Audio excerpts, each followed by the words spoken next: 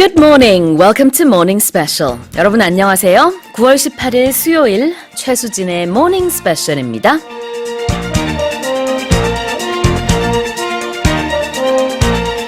In the hustle and bustle of daily life, it's quite easy to neglect our mental and physical health. Well, stress can effortlessly dominate our lives, especially when starting a new chapter.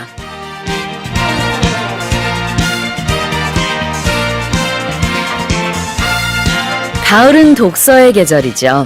독서를 통해서 정서적인 힐링을 하기에 딱 좋은 계절인데요. 바로 힐링을 통한 건강, 우리 모두의 관심사입니다. 추천 웰니스 관광지를 알려드릴게요. 문화체육관광부가요, 올해 10곳의 추천 웰니스 관광지를 추가로 선정했다고 하는데요. 부산 치유의 숲, 제주도 서귀포의 취다선 리조트, 강원도 원주의 뮤지엄 산 명상관, 또 경남 거제의 한화 벨버디어 웰니스 등이 선정됐다고 합니다. 청취자 여러분, 여러분이 알리고 싶은 여러분만의 추천 웰니스 관광지는 어디인가요?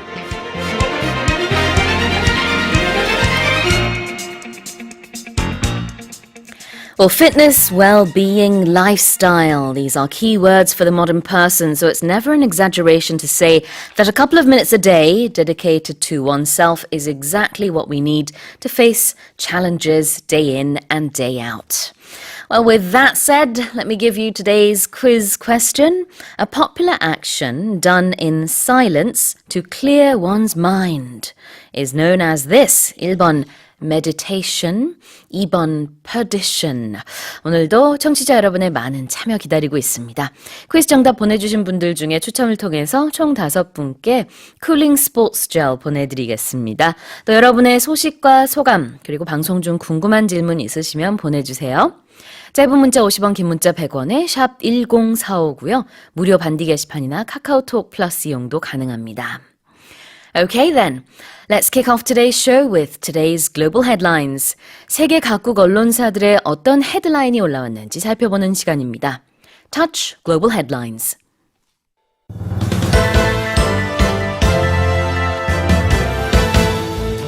Two separate suicide attacks in Afghanistan have killed at least 48 people and injured dozens more.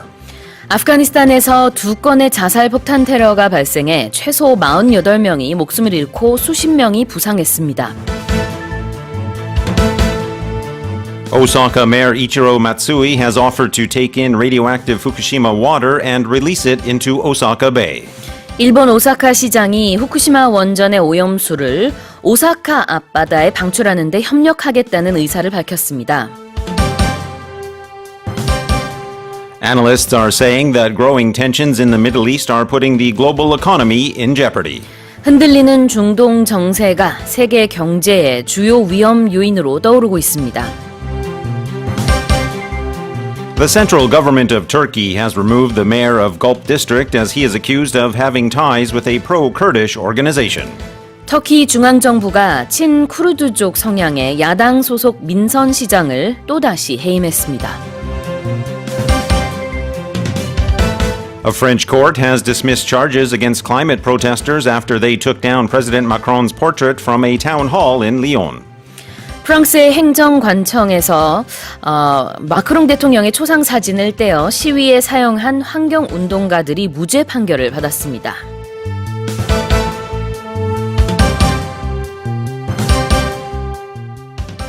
Well, for the headlines and more, I'm joined by our very special, our one and only, Walter Foreman 선생님. Good morning. Well, I'll say a somber good morning perhaps to you and to all of our listeners and viewers out there this morning, of course, as we've been saying for the past couple of days. Today will be my last day here at the Morning Special as I work towards relocating back to my native Canada. 네, 오늘은 저도 굉장히 썸바한 느낌이 듭니다. 오늘 선생님의 마지막 방송일인데요. 모닝 스페셜에서 이보나님이요. It's a sad morning. 결국 월터쌤의 마지막 날이 오고 말았네요. 아주 맑고 푸른 가을 아침이지만 기분이 그렇게 썩 유쾌하지만은 않습니다. 라고 보내주셨어요.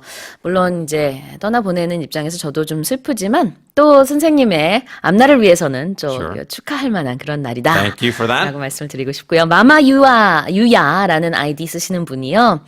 Don't go morning 이렇게 보내주셨어요. 네, a lot of people are saying don't go 선생님. Well, that's a very creative and clever take on our usual good morning special. 네, 그렇습니다. 끝번호 2748 쓰시는 분은요. 안녕하세요. 모닝스페셜 애청자 김효정입니다. 월터쌤 마지막까지 감사합니다. 라고 보내주셨어요. Well, it's truly been my absolute honor, pleasure, and delight to have been involved with such an iconic show for the time that I have been. But you're not going just yet. No, I'll be here today. Absolutely.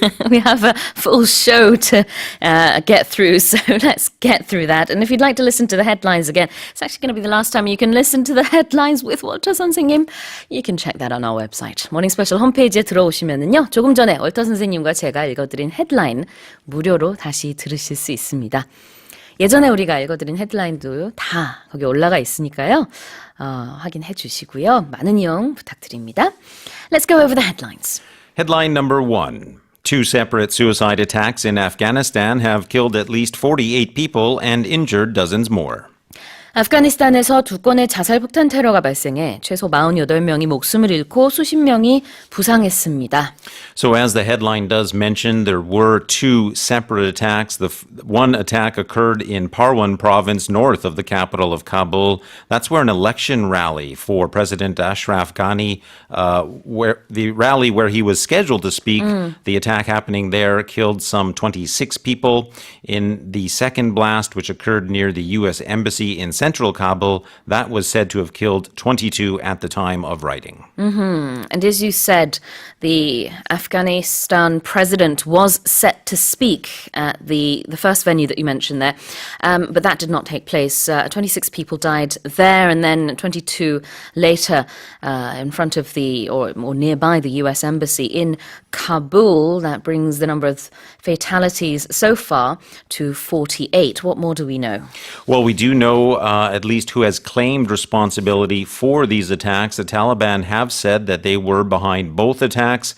Of course, that group, the Taliban, has continued a rather concerted bombing campaign while at the same time taking part in talks with the U.S. Of course, U.S. President Donald Trump has described those talks, the negotiations with the Taliban, as, quote, dead earlier this month. And a lot of civilians, and this includes women and children, were included in those killed. That is the case in these 2 incidences, as well as many other incidents over the weeks and months. In these latest attacks, there were children among the casualties. That report comes to us from medical staff on the site. The bomber was said to have, at least in one occasion, the bomber was said to have ridden in on a motorcycle and then triggered that blast at one of the checkpoints there. If we look at a little bit of the wider situation, it has been said by the BBC that an average of 74 people were killed every day in the area in just August alone. Most of those casualties are actual combatants, but up to about 20% of that would be civilians. Recently, Washington and Taliban had been trying to work on a peace treaty of sorts, but that broke down, and I suppose that could be seen as one of the many reasons why this occurred. Yes, indeed. There has been these ongoing peace talks on one level, but as the talks go on, or had been going on, at least the bombing campaigns were happening as well. And now we have more or less both sides saying that the talks are more or less, as President Trump had said, dead. 네, 그렇습니다. 어제 있었던 이 두 건의 폭탄 테러는요. 일단은 첫 번째는 아프가니스탄 대통령이 연설을 하기로 했었던 장소에서 일어났고요. 그 다음에는 이제 미국 대사관 근처에서 일어났습니다. 이로 인해서 여성과 어린이를 포함해 총 48명이 목숨을 잃었다라고 외신이 보도를 하고 있고요. 탈레반이 이 테러의 배후를 자처했습니다. Let's go on to our next headline. Headline number 2. Osaka Mayor Ichiro Matsui has offered to take in radioactive Fukushima water and release it into Osaka Bay. 일본 오사카 시장이 후쿠시마 원전의 오염수를 오사카 앞바다에 방출하는 데 협력하겠다라는 의사를 밝혔습니다. Yeah, somewhat of an unusual development to a story that we've been reporting on now for a number of weeks, of course. That is the release of this radioactively charged water from the Fukushima nuclear power plant into the Pacific Ocean. This recent development has that mayor of Osaka saying that he, under certain conditions, would take in that water to his region and release it into Osaka Bay. Now, I'm not a geological or geographical expert, but looking at a map, I noted that Osaka Bay eventually leads into the Pacific Ocean anyway. And it's also closer to Korea as well. A lot of Korean tourists visit Osaka every year. So this is of grave concern for us here on the Korean peninsula. But as you said, it's not like Osaka Bay is a separate, isolated, water that's isolated from the rest of the world, because it is in essence connected to the Pacific. So people, countries, international societies are condemning this latest wording, these comments coming out of Osaka. Well, that's indeed the case, as it has been prior to these comments made from the mayor, or made by, rather, the mayor of Osaka. The whole time in Seoul's, or the Korean government's protest of the actions of Japan to release the water, regardless of where it's been released, is that this is a global issue, that it affects not only Korea, even Japan itself, of course. We have heard of protests from some of the fishermen there in Japan, but this indeed, of course, given the connectivity of the waters there, would indeed be a global issue, and that indeed was what was said by the first Vice Minister of Science and ICT, Moon Mi-ok, at a keynote speech given at the General Conference of the International Atomic Energy Agency in Austria earlier this week, saying, in case it is discharged into the ocean, that is the water, of course, management of the wastewater is no longer Japan's domestic problem, but a grave international issue that can affect the global marine environment. And it seems like Japan's response to the international concerns that have been ongoing for quite some time is that they seem quite surprised for some reason. They do, and they've been saying that specifically in reference to Seoul's stance, that it was a, quote, extremely regrettable position. 네, 그렇습니다. 일단은 이제 일본 정부에서 그동안 어떻게 후쿠시마 원전의 오염수를 처리할 것이냐를 가지고 계속해서 많은 얘기가 나오고 있습니다. 어제 오사카시, 정확히 말하자면 시장이요, 오사카 앞바다에 방출을 하는 것을 난 허용하겠다, 이런 얘기를 했습니다. 그런데 사실상 이제 오사카 앞바다에 방출하는 것이나 태평양에 바로 방출하는 것이나 큰 차이가 없지 않느냐라는 게 국제사회의 어떤 좀 공통된 목소리인 것 같고요. 우리나라는 또 가깝기 때문에 더욱더 우려가 되는 부분이라고 할 수 있겠습니다. 일본에서는 이런 여러 국가의 반응에 대해서 상당히 유감이다, 이렇게 입장을 밝혔습니다. Let's go on to our next headline. Headline number 3. Analysts are saying that growing tensions in the Middle East are putting the global economy in jeopardy. 흔들리는 중동 정세가 세계 경제의 주요 위험 요인으로 떠오르고 있습니다. Now, of course, this recent development, or these comments and statements, come on the heels of the most recent attacks there in Saudi Arabia. Those attacks, to review, have been said to reduce the oil capacity there, the global capacity, in fact, by more than 5%. And there has been, as we sort of alluded to on the day we first reported about this, there has been a surge in oil prices. Futures of Brent crude, one particular type of crude oil traded on the futures market, it is the global benchmark. Those have increased nearly 15% higher to reach nearly $70 a barrel. Right, absolutely. And people are saying that the world economy is already on shaky ground, and with everything that's been going on, the bombing in Saudi Arabia recently would be the biggest, I suppose, threat and concern. It's making everything more uncertain. It really is adding an extra layer of uncertainty. That is the case. Some are saying that if the production is not brought back up to its normal levels, which some are saying could take weeks rather than days, it could trigger a global recession. And of course, this also would affect many markets around the world. It could be good in some ways for producers, oil producers, that is, of course, but it would affect other businesses like airlines, and could even indeed increase inflation in many countries, not least of which would be China, who is the world's top importer of crude oil. 네, 최근에 사우디아라비아에서 있었던 석유 석유시설 폭격으로 인해서 지금 국제사회가 이미 불확실한 이 국제 경제에 어떻게 보면 더 큰 불확실성을 가져왔다라고 하면서 많은 전문가들의 그런 의견을 CNN 방송이 어제 모아서 보도를 했습니다. 그중에 한 전문가는 이렇게 계속해서 고유가 시대가 지속된다라 그러면은 더 이상은 우리의 글로벌 경제가 이것을 흡수할 능력이 없을 수도 있다라는 굉장히 우려스러운 말을 했습니다. One expert did say yesterday that he's not sure if the world is capable of absorbing or taking in the latest shock. Well, that indeed is the big concern, isn't it? That nobody really knows how much more the economy can take. There has already been a lot of instability through the G2, if you will, China and the United States. Interestingly, in the United States, the Federal Reserve there is expected to announce its latest rate decision Wednesday local time. So I guess we're looking tomorrow, Korea time.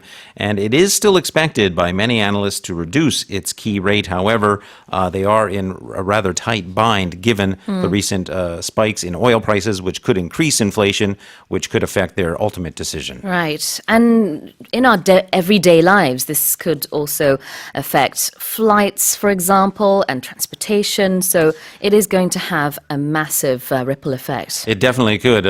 Needless to say, oil is a big part of our current global economy. And of course, when those prices spike, we do see then the spill-on effects that will affect consumer prices as well. 네. 고유가가 지속되면은요, 우리의 일상생활에도 굉장히 큰 타격이 올 것으로 그렇게 예상이 됩니다. Let's go on to our next headline. Headline number 4. The central government of Turkey has removed the mayor of Kulp district as he is accused of having ties with a pro-Kurdish organization. 터키 중앙정부가 친쿠르드족 성향의 야당 소속 민선시장을 또다시 해임했습니다. So what happened here was that this mayor of the Kulp district was said to have ties with what is known as the PKK organization, that is the Kurdistan Workers' Party. Now that PKK is a Kurdish far-left militant and political organization based both in Turkey and Iraq, and it has been listed as a terrorist organization by several states, including NATO, the United States, the United Kingdom, Japan, and the European Union. However, not all organizations and countries have classified the PKK as a terrorist group. The United Nations has not, nor has Switzerland, China, India, nor Russia. Right. And the PKK has been calling for the independence of the Kurdish tribe for decades now already. And because of this goal that they have, they've actually been going ahead with a lot of terrorist attacks. And over the years, about 40,000 people have been killed through terror attacks by the PKK. I understand that includes civilians, again, women, children, and infants. Yeah, I have those same numbers. It has been said that the PKK in their 30-year terror campaign against Turkey has been responsible for the deaths of some 40,000 people, including, as you say, women, children, and infants, as well as general civilians. In the most recent incidents we did hear on last Thursday of a roadside bomb attack in that Kulp district again, killing many villagers as they were on their way to collect firewood, killing 7 of them, injuring 10 others. Interestingly, and I think key to the story, an investigation into that most recent attack found a vehicle belonging to this one particular municipality that the mayor was associated with, and that was one of the triggers for the investigation. 네, 이제 PKK 얘기를 제가 계속해서 월터 선생님과 제가 나눴는데요. PKK는요, 이제 테러 조직입니다. 1978년에 창설이 됐고요. 쿠르드족의 분리 독립을 목표로 하고 있어요. 그런데 이 독립을 위해서 테러를 지난 30년간 자행해 왔습니다. 그로 인해서 지금까지 4만 명 이상의 시민이 사망하는 일이 발생을 했고요. 최근에도 이 비슷한 테러가 있었는데 그와 연루된 정치인들이 연달아서 계속 해임되는 모습을 우리가 볼 수 있습니다. 제일 최근에는 지금 말씀드린 대로 터키 중앙정부가 민선시장 한 명을 해임을 했는데 지난달에도 이 비슷한 일이 3명의 시장에 해임되면서 또 발생했었죠. Let's go on to our final headline. Headline number 5. A French court has dismissed charges against climate protesters after they took down President Macron's portrait from a town hall in Lyon. 프랑스의 행정관청에서 마크롱 대통령의 초상 사진을 떼어 시위에 사용한 환경운동가들이 무죄 판결을 받았습니다.